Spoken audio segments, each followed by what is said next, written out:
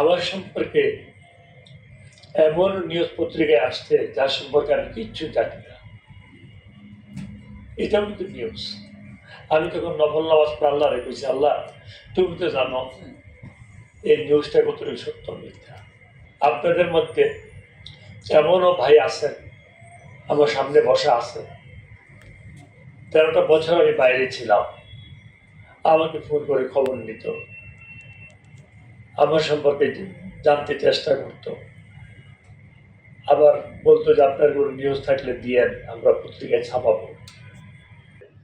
আল্লাহ পাকে এত সিট দিছে যে সিটের কথা আমরা চিন্তা করি নাই।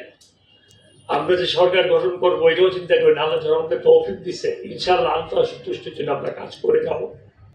আমি এডিশন সেক্রেটারিকে অনুরোধ করবো, আমার এই ভাই ইনকালামের ভাই যে কথাটা বলেছেন, আমি এটা রমজান মাসে আমি বলতে পারছি না, এই বিষয়টা আপনি একটু অবশ্যই দেখবেন, সর্বাত্মক সহযোগিতা দিয়ে কাজ করতে আমি রাজি। আপনার দোয়া আল্লাহ সমস্ত ষড়যন্ত্র থেকে যেন আমাদেরকে হেফাজত করে।